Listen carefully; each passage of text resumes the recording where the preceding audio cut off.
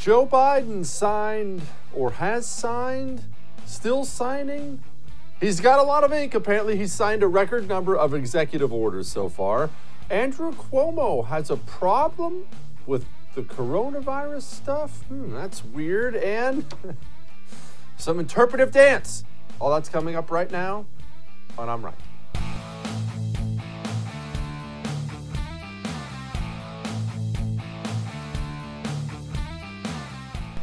Democrats, Republicans, the left, the right, how do they operate? Why do they operate so differently? I'm going to show you something. Look at this really briefly here. This is Joe Biden. What's he doing here? He is basically commemorating this pen. He'll end up selling it to some big donor or putting it in a museum or something like that. And what's that pen mean? Why does that pen mean so much to Joe Biden once he's done using it on a piece of paper? Well, I'll tell you why it means so much to Joe Biden. It means he's set the record for executive orders. Now, we'll get to that in just a moment. But think about this. Think about this. Democrats, Republicans, how they use their rhetoric, how they use their power. Republicans, when they take power, they brag about all the things they don't do. Which, look, in general, when you want a small government that leaves you and I alone, it's a good thing, right? Democrats, not only do they use their power when they get there, they brag about using their power. They brag about using their power, but it's more than that. It's more than that. This is about much more than these horrible executive orders, and I'll get there in a second. We get caught up a lot, and I do this too. I make this mistake too. I know what you're saying. Jesse, you never make mistakes, but I do. I make this mistake too of pointing out leftist hypocrisy as if it's going to hurt their feelings or something like that. Do you remember what Joe Biden said about executive orders during the campaign? You remember? Here's what he said. I got to get the votes. That's why, the one thing that I have this strange notion. We are a democracy. Some of my Republican friends and some of my Democratic friends even occasionally say, well, if you can't get the votes by executive order, you're going to do something. Things you can't do by executive order unless you're a dictator. We're a democracy. We need consensus. And today he sets the record. But that's not where I'm going with all this. Today he sets the record. After having said that, and you have Republicans all over the place, pundits all over the place on the right. Look at this big hypocrite. That's not what I'm doing. That's how little they care about you and I calling them hypocrites, about you and I showing what they do, showing what they say, and comparing and contrasting the two. I mean, look, I'm about to do it right now on the fracking thing when I get there in a second, but they don't care. I mean, you should still keep showing it. I'm going to keep showing it so people know, so people realize just how insidious these people are. But they don't care. And he doesn't care on a level that allows him to set the record for executive orders and then say, look at my fancy new pen. You can buy this on eBay. $10,000 goes to Joe Biden for re-election. Thank you, everybody. That's how little they care. They'll be hypocrites and rub it in my face and laugh while they do it. That's how these people think. And the problem we run into all the time, I run into it too, is because people on the right think of themselves differently, they can't get in that mindset. We have to start getting in that mindset. We do. We do. Here's what Joe Biden said about fracking. Let me be clear, and I know this always comes up. We're not going to ban fracking. We'll protect jobs and grow jobs, including through stronger standards like controls from methane leaks and union workers willing to install the changes. That's weird, because this headline's from today. Quote, Joe Biden to ban new fracking leases on federal land despite promises not to. And look, I could spend 20 minutes now on what a hypocrite he is doing one thing, and that's against what he was saying. Why bother? He doesn't care. The Democrat plan is say anything to gain power. And then once you gain power, here's really the big difference. Democrats use power. Republicans simply do not. I saw some fancy graph. Forgive me, I forget who put it up, but I saw some fancy graph about the number of executive orders of every president. And what really stuck out was, of course, Joe Biden's record number of executive orders. That's what stuck out to most people. What stuck out to me was how few the Republicans signed. I think George Bush and Donald Trump combined for one or two. Why? I don't like executive orders, but the time has come. We had better start using them. We'd better start using them for our cause to advance our football, or we're toast. We're absolutely toast. And it's time to get to this whole climate change thing with Joe Biden and John Kerry. And this is another area where we use hypocrisy a lot and we think it works, but it doesn't work. This is what Joe Biden had to say about climate change. When we think of climate change, we think of it, this is a case where conscience and convenience cross paths, where dealing with this existential threat to the planet and increasing our economic growth and prosperity are one and the same. When I think of climate change, I think of, and the answers to it, I think of jobs. Okay, so now they're just lying. Everybody knows that's not true. Everybody knows the technology to replace something like any fossil fuel, it's not there yet. I'm guessing one day it will be. Technology advances. It's simply not there yet. And that's if you think fossil fuel is damaging the environment, which I simply do not. But that's another story entirely. He knows that's a lie. And Senator Ron Johnson, who's actually been killing it lately, I guess the man's retiring, said, quote, "Killing Keystone for political special interests means losing 10,000 union jobs, U.S.-made steel, $10 million in green job training fund, and $500 million for indigenous suppliers/jobs, all to kill a pipeline that would operate with 100% renewable power." And now we get to the real heart of the matter, when it comes to their heart, when it comes to their mentality and why they do it. You see, Joe Biden, as you'll see today, was asked, what sacrifices are you asking America to make? And you see, he kind of just blows everybody off. John Kerry will be up later. He'll talk to you about that. But John Kerry had a very rare moment for John Kerry today. John Kerry had a moment of honesty. And you know what? People are outraged about this video clip. I appreciated it.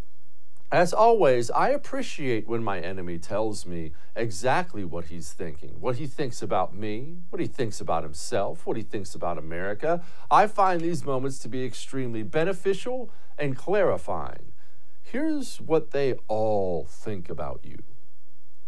With respect to those workers, no two people are more in this room are more concerned about it, and the President of the United States has expressed in every comment he has made about climate the need to grow the new jobs that pay better, that are cleaner. That, I mean, you know, you look at the consequences of black lung for a miner, for instance, and measure that against the fastest growing job in the United States before COVID was solar power technician. The same people can do those jobs, but the choice of doing the solar power one now is a better choice.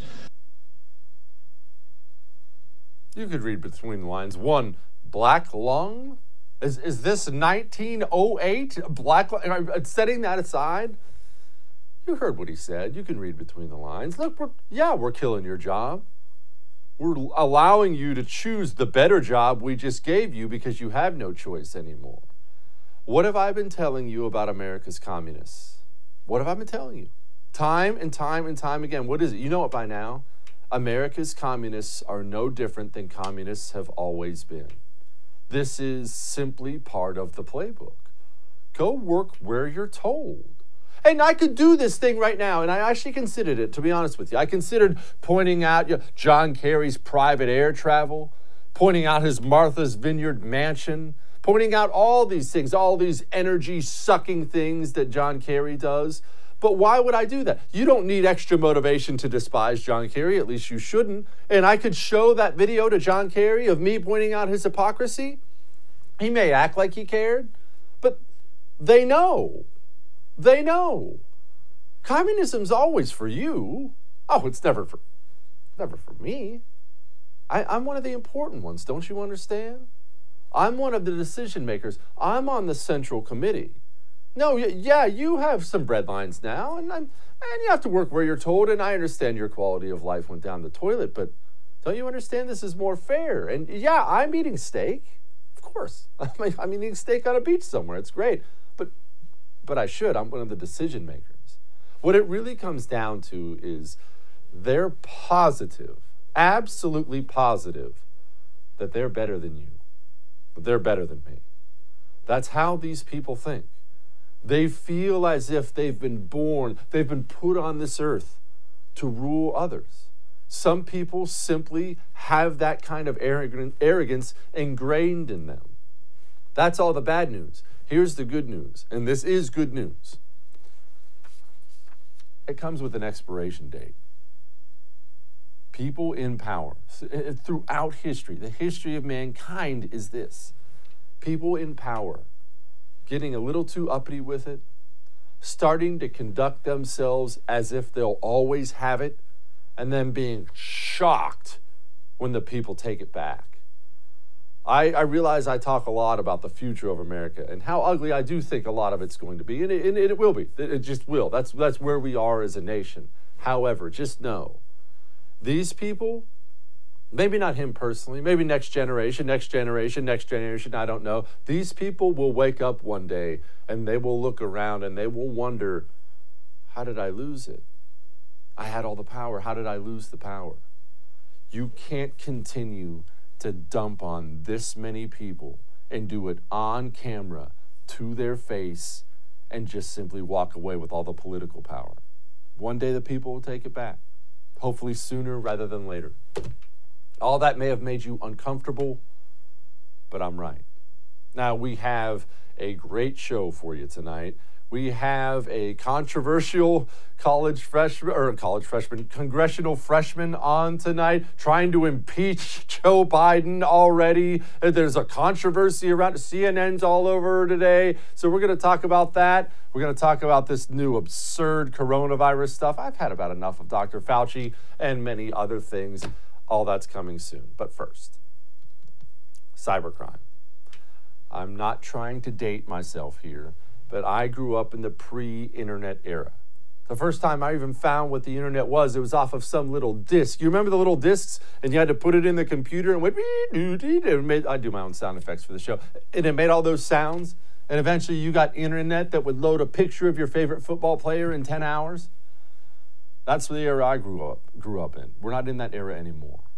We're in an era now where people, that's their job, is theft, cyber theft. They eat, sleep, and breathe it. And they're all out there right now hunting for your home title, my home title. They just are, because it's the easiest cyber money out there. You see your home title, it's don't get me wrong, it's protected, except they hack into everything. Anything connected to the internet can be hacked. It takes them less than 10 minutes to hack these home titles. It's just easy money. They forge your signature on it, find a lender who will give them a loan, and they're gone.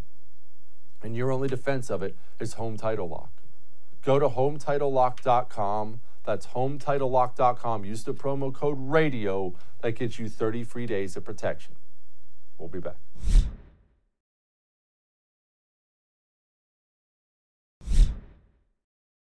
Aren't you tired of coronavirus? And I was thinking about this today. Just bear with me a moment. You and I, we live in the most advanced country in the history of the world. Isn't that weird to think about?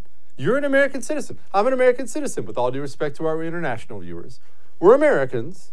In 2021, we have the most advanced country in history. It's wild, isn't it? The medicine, the technology, it's just wonderful. And think about this. I still can't quite get over this. When a pandemic broke out, you get this virus from China, starts killing people on our shores. The greatest minds, maybe, probably not. But the people who run the most technologically advanced country in the world, in the history of the world, they decided the solution to a pandemic was standing 6 feet away from somebody? Isn't that Twilight Zone stuff. And now, not only did they decide it, we've remade American society that way. I know you see it. You're looking down at your feet in the grocery store, making sure, am I standing on the footsteps that say I'm 6 feet away? As you're handing her the bag of chips that she takes under your plexiglass that's in front of you and then scans it and hands it right back to you. We just completely reordered American society off the dumbest thing I have ever heard in my entire life. And not only did they tell us to do it, we did it. Everybody just said, oh, wow. I mean, he is a doctor. And we just all went along with it. I can't get over it. I can't get over it. And now, because you know what I say about the system does not apologize, especially a corrupted, rotted out system like ours. A system only doubles down. It attacks its critics, and then it doubles down on everything that fails. Dr. Fauci, of course, Joe Biden steps into office. There's article after article about Joe Biden stepping into office and doing what Democrats do every time, which is what Republicans should do, and firing everybody. All of them. Gather them up in a room. You're all gone. We're going to fill this place up with my people. So Joe Biden is famous now for firing all these people. Who's the guy he kept? Fauci. Of course he kept Fauci. And we can't escape this person. We can't escape him. Here he is on Fox News. Here in New York City, the positivity rates dropped below 1%. Almost 75% of hospital workers have received the vaccine. But yet the governor has not indicated that he's going to reopen restaurants for in-person dining. As you have acknowledged, this is incredible pain on small businesses, restaurateurs that can't operate their businesses inside when it's 20 degrees and snowing out. Do you see any reason why the New York governor shouldn't allow for in-person dining to reopen with those statistics? You know, I have to tell you, I'm not going to be out here outguessing a governor who is on the ground in his or her own But those are state. Statistics. Yeah, I mean, no. We're not going to go there. Wow. He's not going to go there. A guy who's had an opinion about everything for a year now on how you should live your life. Wow, I'm not going to go there. And this Cuomo guy, I'll tell you, you realize nobody's had a worse coronavirus response. The numbers are staggering for how bad New York has done under his direction. And here's what he had to say. It is going to be a long 6 months, especially after what we've gone through. That is the truth. This state, I'm very proud of what New Yorkers have done because they have rallied. We were ambushed like no other state, Nicole. And again, it was from federal incompetence. They thought the virus was in China. It had left China, it had gone to Europe, and it came here for 3 months before they ever knew. Incompetent government kills people. Incompetent government kills people. More people died than needed to die in COVID. That's the truth. But his state has killed a lot of people, and he was in charge. Oh, well, it doesn't matter. It doesn't matter because we're never going to get the truth. You know that the system lies, right? And they know they lie. Here's quote. This is from the New York Post. Cuomo still refuses to disclose the total number of COVID-19 nursing home deaths, according to a watchdog. And remember, the system never steps up and says, we got that one wrong. Sorry, guys. Oh, our bad. We got that one wrong. Let's change direction. The system only knows how to double down. So speaking of double down, here's what this lady had to say on Shepard Smith. So experts say you can double up with a tight weave fabric mask for added protection. Now, Virginia Tech researchers found that doubling up these cloth masks increases the efficacy from 50 to 75%. A 3-layer mask could block up to 90% of the particles. Are these people real? Are these people... Just step up and say, it didn't work. We hoped it would work. It didn't work. We're going to try something new.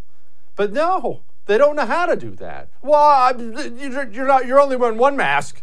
You should be wearing 2 or 3. That's what we get from these people. Boy, if I had to show one video of what the system is, that's the video I would show every single person. And we joke about it on the show because what else are we going to do but joke? But this father goes before a Virginia school board. I want you to look at this guy, and I want you to listen to this guy when he pours out his soul on these people, and you can tell. You can hear the frustration. And I talk to my friends. You know, I don't have a bunch of political, well, I have a bunch of political friends, but I don't hang out with political people. I live in the suburbs of Texas. And the anger and pain and frustration and from the parents, from the kids, that when they tell me the things their kids are going through for a virus that doesn't affect kids, it's astounding. It's astounding. I heard this guy go off and I stood up and cheered. You're a bunch of cowards hiding behind our children as an excuse for keeping schools closed. You think you're some sort of martyrs because of the decisions you're making when the statistics do not lie that the vast majority of the population is not at risk from this virus. The garbage workers who pick up my freaking trash risk their lives every day more than anyone in this school system. Figure it out or get off the podium. Because you know what? There are people like me and a line of other people out there who will gladly take your seat and figure it out. It's not a high bar. Raise the freaking bar. You know what? I hope he runs. We'll get him on the show. I hope he runs. And I hope you run too. If you're mad, show me. Run these people out of their seats. They all deserve it. School boards especially. Go get them. All right. Still got a lot more. Hang on.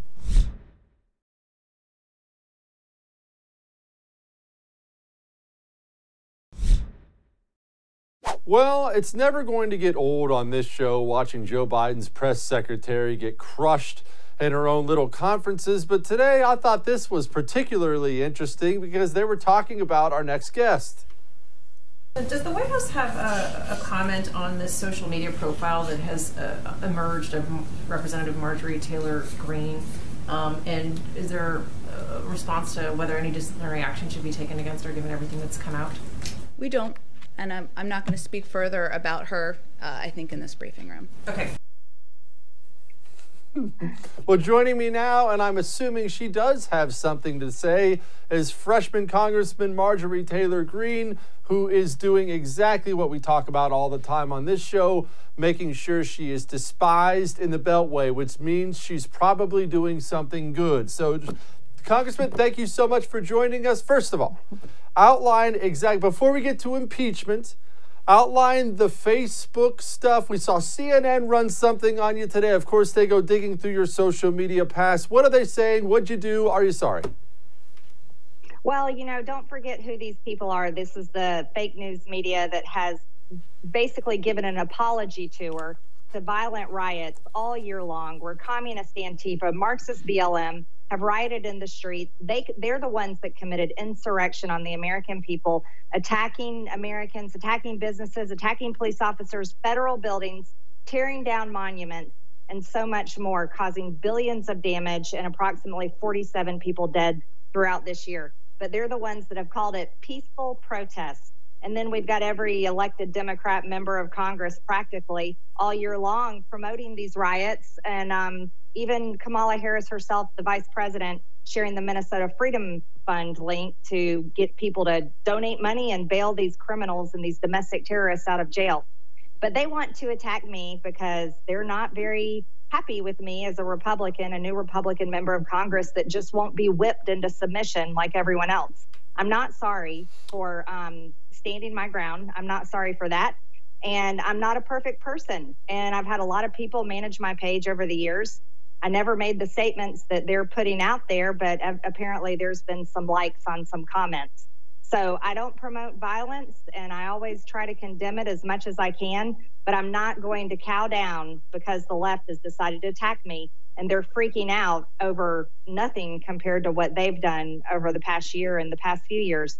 They're just attacking me with the same playbook that they used on President Trump, Justice Kavanaugh, and many others, and it just won't work. Absolutely. Don't apologize ever to these horrible people. Now, articles of impeachment. I have been saying for months that Republicans should impeach Joe Biden on day one. You don't even really need a reason, even though I'm sure there are plenty. If we're going to allow the left to abuse our president with impeachment at some particle process, then two have to play at that game. That's the only way to get them to stop. But elaborate. You're the one who actually did it. Why did you do it? Well, Jesse, exactly what you just said is how the American people feel. 75 million, as a matter of fact.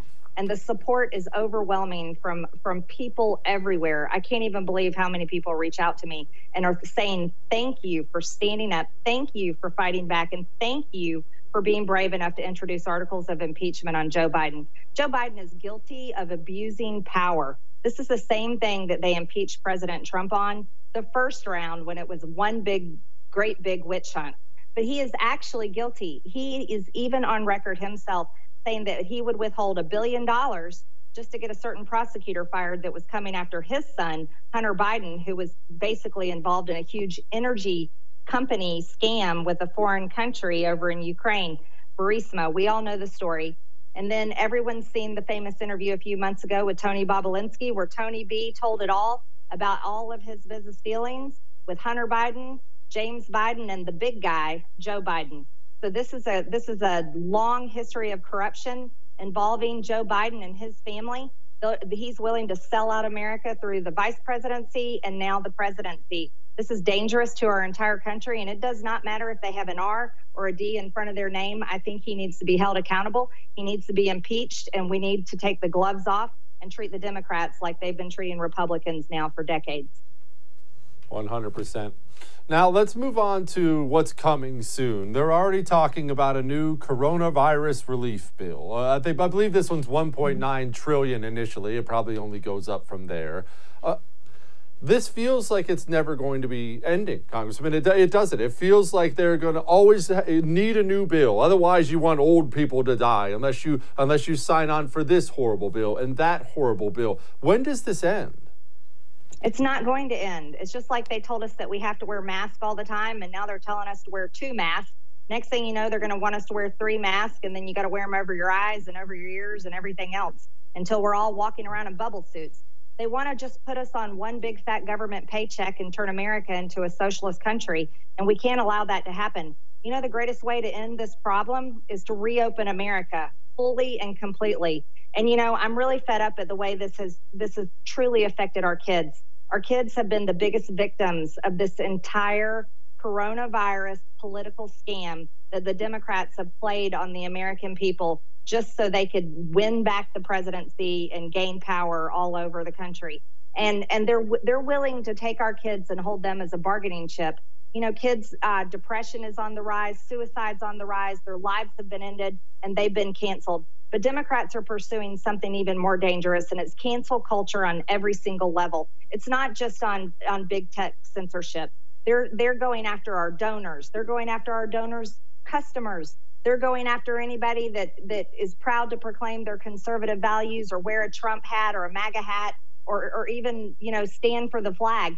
They're going after us and attacking us and exposing us, and it's sick and disgusting. And so we have to hold them accountable, and it's not going to work by playing the same old good guy Republican playbook. It's time to stand up to these Democrats and treat them exactly how they need to be treated, and that is to stand up and fight back. What happened to your great state of Georgia? I love Georgia. We used to vacation in Georgia when I was a kid. It's a wonderful state, and if you look at the electoral map, it's just shocking. There's just this big blue block there. And I mean, setting everything else aside with the election and whatnot, it is going more blue. And I'm watching it happen here in my state of Texas as well. How did it happen? Georgia? I mean, that's salt of the earth, people. Yeah, it is. And I tell you what, it's shocking for us too. But let me tell you what, Georgia made a big, stupid mistake about 10 years ago. And we started offering tax credits to Hollywood. Well, you know, they came to town and started filming their movies here and found out how much they love Georgia. Just like a bunch of liberal Democrats who fled California, or we should call it Commifornia, have come to Texas and find out they love Texas too. They move to our great red states and they find out they're wonderful places to live and raise their families because we vote Republican. But then they forget to leave their blue Democrat votes behind. And so, you know, we should give them all stay-at-home orders and tell them to stay out of our Republican states. And that's where it started for Georgia. But you know what happened in our election with our Senate runoff races? People stayed home because they were angry, and they were really angry at our Republican state leaders who did not listen to them when they were furious and begging them to fix our election problems in our state. And our Georgia state leaders did nothing. And so we had a lot of voters stay home, and they sent the message by sending our 2 Republican senators off to slaughter. And I think that's heartbreaking and it's terrible, but it's what happened. And so I've been telling Republicans everywhere saying, hey, listen, the GOP better get the message going into 2022. And that is, you better start listening to conservatives and start standing up and working for these conservative values, because people are just done. Explain to me the worst thing about being a congressman so far. Other than the attack on the Capitol and the impeachment and the 25th Amendment. Well, let's see. I think the worst thing about being in Congress is they don't know how to work for a living like regular Americans do. You know, we work hard every day. People pay their taxes. People show up. But the government doesn't work that way. Take, for example, the teachers' unions right now. They're all pitching a fit saying they don't want to go back to work. Well, you know what? They need to be fired. We need just to tell these teachers, go get a job somewhere else if you don't want to show up for work, because you receive a government paycheck. And that government paycheck comes from the taxpayers. And you're punishing our kids. Go back to work, reopen the schools, and do the job you signed up for. And if you don't like it, go get a job somewhere else. And government needs to be treated the same way. People in Congress, we should be there right now working for the American people and fixing these problems and solving the debt and working hard to build a big, beautiful wall and stop sending all our money over to foreign countries. But they don't. It doesn't work that way. They figured out how to run a circus up there, and that's why I call it the House of Hypocrites. I love it. Join us again, please. Marjorie Taylor Greene, thank you so much for joining us. Okay, will do. Thank you, Jesse. Good. That lady's awesome. We'll be back.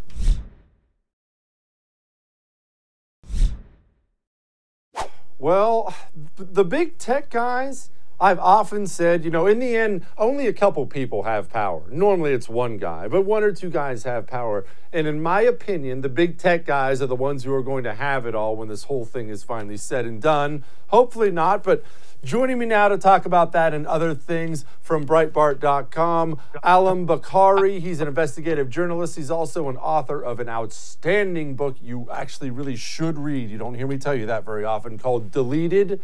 It's about big tech. Alam, let's begin at the beginning today. There's a lot of talk about Reddit and stocks and GameStop, and I attempted to tell my parents what was happening, and immediately their eyes just glazed over and I lost them. For idiots like me, explain today what happened. Well, it's the little guy taking on Wall Street. You've got thousands of small retail investors who have congregated on Reddit, who are boosting up the price of GameStop, which is a stock that's been heavily shorted by a bunch of hedge funds. And the idea that Reddit has now gained viral momentum is to essentially take on these hedge funds that have been shorting the company. GameStop, you know, very nostalgic company for a lot of millennials. And Reddit is taking them on by boosting the stock price and holding on. So they're betting against the hedge funds. And we've never really seen anything like this before, retail investors behaving in coordinated activity like this before, because there's been no way for small-time retail investors to coordinate on this scale before the internet. So this kind of reminds me of Gamergate. It reminds me of like the 2016 online Trump movement. It's a bunch of small guys on the internet getting together and disrupting the establishment. Only this time, the target isn't politics, it's Wall Street. Alam, explain to me why would the hedge funds short GameStop? Is there some personal vendetta there? Was that a business decision? What happened? No, I think that probably was a business decision. They probably thought, well, you know, GameStop's a company that's had its day. It's on the way out. It's a brick and mortar company that sells physical copies of video games. Doesn't seem to have a future. But the retail investors disagree. They like GameStop and they're holding on to their stock. Okay, what concerns me is, because when I found out about all this and I found out the details of it today, I was excited like everyone else. It's nice to see the little guy punch back. Everybody cheers for an underdog. Immediately though, I thought to myself, man, The big tech guys took out the president of the United States. Boy, is Reddit in some serious trouble. Oh yeah, I mean, it's this whole thing has got Wall Street completely freaked out. It got the president of the NASDAQ came out today, just a few hours ago, saying they're going to monitor chatter on social media, and if it correlates with unusual activity in stock prices, they're going to shut trading of those stocks down.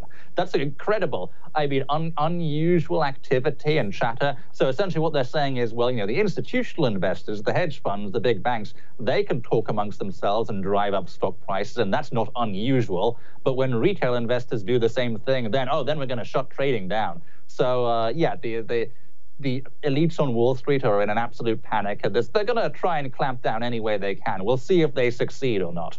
But it's an interesting parallel. They spent the last 4 years trying to control political speech on the internet, trying to control news. Almost every conservative has felt that. But they forgot about the world of finance, so now the internet is disrupting that. Alan, moving off of this particular topic now, I find the internet fascinating, and honestly, I find it awesome because it does provide all these different outlets. I'm not one of these people who complains about everybody having a blog and a podcast and things like that. I think these things are awesome when we take away, just one or two news sources from being the only place people can get news. However, I'm not naive. I know how these communists think. They're going to try to stop that. Can they stop that? What kind of power do people have over the internet in general? Because we don't think about it that way. Well, it's kind of a scary situation for American users of the internet to be in at the moment, because you have the Biden administration in power, you have the Democrats in power in Congress and the Senate, and they are deeply hostile to the idea, not just of free speech on the internet, but of free speech anywhere. So they're going to try and combine the power of the federal government with the corporate power of big tech to encourage even more censorship. And now you even have Democrats talking about Section 230 reform to be used as a means to pressure these companies to do more censorship. But I will say, all of this panic, and there's the story of the last 5 years as well, is kind of an attempt to put the genie back in the bottle. The internet totally disrupted the mainstream media, disrupted the established political order. We saw its effects in 2016. We're seeing its effect on Wall Street now. And, it's kind of difficult. People will find routes around censorship. And, they've tried to take down alternative social media platforms. They kicked Parler off the internet, a free speech alternative to Twitter. But another free speech alternative, Gab.com, is still online, because Gab.com has learned to build their own servers so that they can't be booted off by Amazon or one of these other third-party hosting providers. So I think the next 2 years we'll see more innovation like that. Alan, you are an investigative journalist with Breitbart News, and a good one. I can't believe they haven't come for you guys yet. You guys put out stuff that no other person puts out. You find information other people don't find, and they hate that. They have to hate your guts. I'm sure they do, and we've been Breitbart's been targeted by these biased Facebook fact checkers on many an occasion, and the whole fact checking apparatus on Facebook is geared towards censoring conservative media and empowering actually the competitors of conservative media to fact check them and suppress their posts, because many of these fact checkers, they're outlets like the Washington Post, like USA Today. Outlets that directly compete with Breitbart and other conservative media. So they've come after us on Facebook, certainly. I think they want to come after us even more. They're always looking for opportunities to do it. So yeah, all conservative media, I think, is going to be targeted over the next few years, and we're going to have to fight this new wave of censorship. How do we fight it, Alan? I mean, honestly, I've been trying to calm my buddies in the conservative media world down as they've been blowing up my phone every day. What are we going to do? What are we going to do? How do we insulate ourselves against what we know is coming? They want you to shut up. They want me to shut up. How do we make sure they can't? Well, I certainly think we got to start pressuring Republican governors to take action, because they're now the last line of defense for conservatives against overreach from both the federal government and, I think, big tech. And we're already seeing proposed legislation in Florida run by Republicans to rein in some of the tech giants, start imposing fines on them for unfair acts of censorship. We're seeing that happen on the international level as well. Poland is trying to bring in a court for the protection of free speech, where Polish citizens can go to appeal if their accounts have been terminated by big tech platforms just for posting speech that's legal in Poland. So we are seeing movement, and hopefully the whole Republican Party gets behind that. The question is, are the Republicans going to be able to win elections again with Silicon Valley's tech platforms completely rigged against them? That's, a big question that I explore in the book. It is a big question, and I want to ask you what that looks like, because you were sadly a prophet last time. What does that look like going forward? Well, the thing, this, I don't mean to be too pessimistic, but, Google and Facebook know absolutely everything about the people who use that platform, which is most people in the US. So it knows who the conservatives are, who the liberals are, who the undecided voters are, and it knows what issues they're interested in. They've already got the technology that sort of micro-targets people based on their interests, and they use that to sell ads. Why wouldn't they use it for political reasons as well, to back their favored political candidate? There's no law, there's no regulation stopping them from doing so. So we really have to watch out for that in future elections. We need to develop ways of monitoring these companies. And I know Dr. Robert Epstein, the psychologist who specializes in search engines, has been working on technology in that area. We need a lot more of that. And we also need to start using alternative platforms, unfortunately. I'm the biggest critic of the whole build your own argument, but now is the time to start making accounts on Gab.com, on Rumble, the video hosting alternative, on BitChute, and all of these alternative platforms. Alan, explain to me how we can take on somebody who knows that much about us beyond just building our own platforms. When you say monitored, are we talking about a government agency? Because I think a lot of people want these people reined in, and a lot of people also don't trust the government, especially because the left controls it all. How do we merge those two worlds? Well, conservatives need to, learn to stop this knee-jerk reaction to government power. The biggest failing of the Republicans was that they didn't use power to impose consequences on these tech companies when they had a chance. They should have drawn a line in the sand and say, no, it's unacceptable for unaccountable corporate elites to meddle in democratic politics to this extent. And when you look overseas, you're seeing governments from, Germany to France, the UK to Poland, very different governments run by very different political parties, all making the same move, essentially saying we're going to regulate you if you try and interfere in our politics in the same way that you did in the US. Republicans need to get behind that on the state level and eventually the national level, hopefully when they start winning elections again.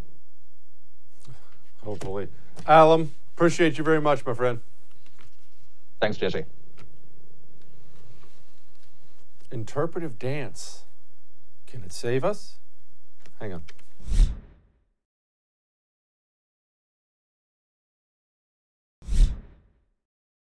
I know a lot of you are skeptical about some of these powers that be. You're skeptical about their motivations for doing things like stopping a pandemic and getting things back to normal. But every once in a while, it pays to gain some of that faith back. When I saw the Chicago Teachers Union getting together and coming up with this video to talk about the dangers teachers are going to with coronavirus, I thought to myself, man, this is the kind of stuff that can change the world.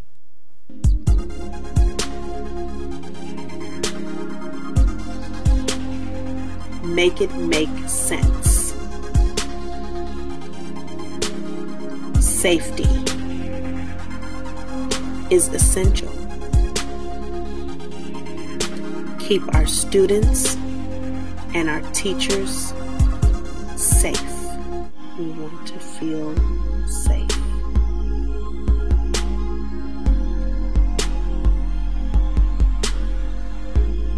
Safe return or no return.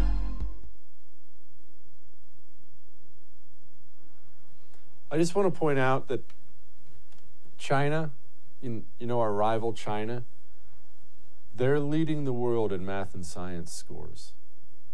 Meanwhile, that's what American kids are seeing in school. I'll see you tomorrow.